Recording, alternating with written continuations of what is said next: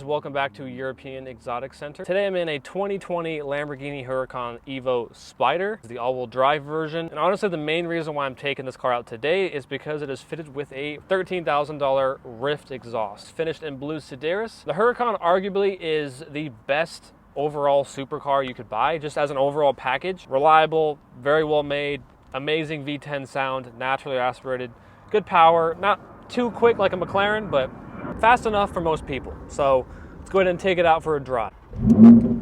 I am sort of on a time crunch today, so this will be a pretty quick review, but I did review a Huracan EVO Coupe about a year and a half ago, but just with this exhaust, I really wanted to take it out.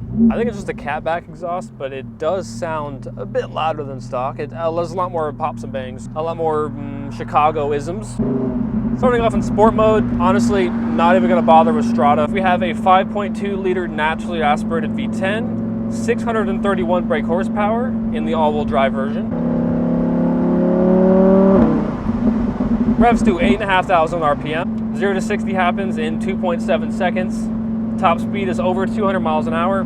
Lightning quick 7-speed dual clutch transmission.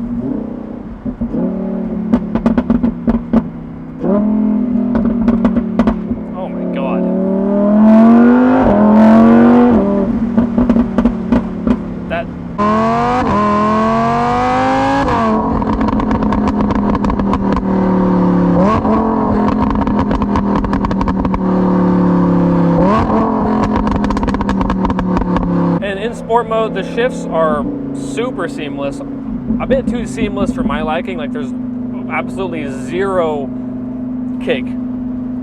However, they save that for Corsa mode. Oh my god, that is evil.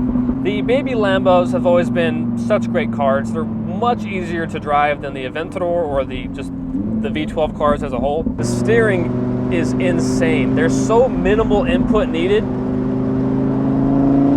Electric power steering. This being the EVO, it does have all-wheel steering, which at low speeds, wheels turn in the opposite direction to help with maneuverability and doing U-turns and things like that. And at high speeds, they turn in the same direction to help with stability.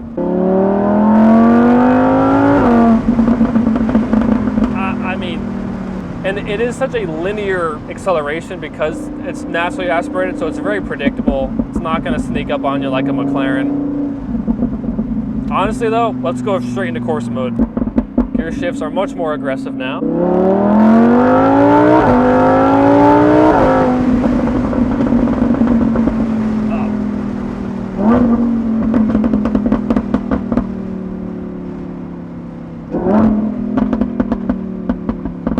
To get that kind of sound still nowadays is pretty remarkable, honestly, because everything now is going turbocharged and smaller displacement engines and V6s and... Oh my god.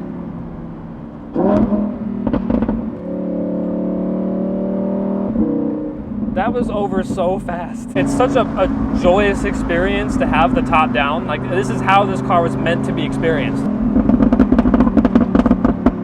I mean, is that too much?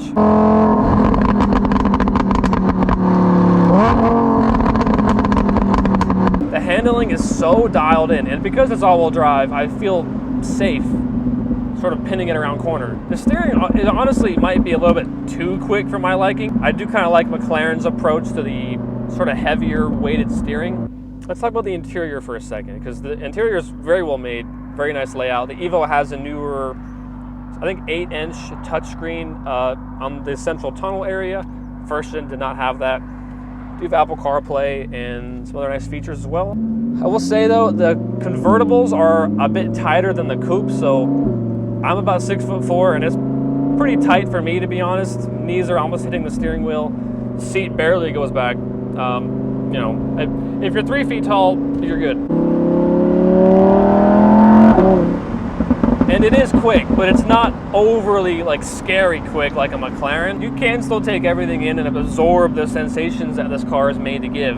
Honestly, better than most other supercars. So this car honestly looks kind of like the Performante. It has the Performante wheels, wing, forged carbon. I don't normally like this shade of blue, but this particular paint is so nice. The Huracan is a sort of mainstream car in the supercar world, which sounds weird, so spoiled to say, but it is. Like, there's a reason why you see them so often, because they're great cars. They're hard to fault. It being Audi drive beneath, I mean, that helped the company so much with reliability and build quality.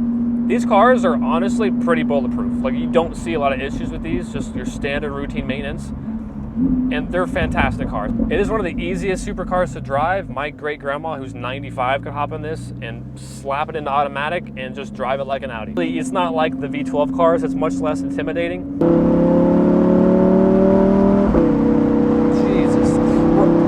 The grip is phenomenal. It is absurdly tight, this steering. I feel so confident driving this thing.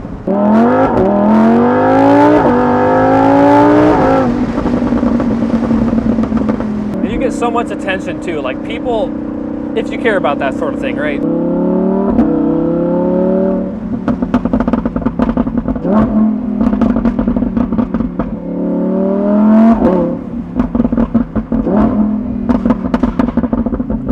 Honestly, this whole video could just be that, and it'd be just fine. Thank you guys so much for watching. If you liked the video, give it a thumbs up. Subscribe to my channel down below, and I will see you guys in the next one.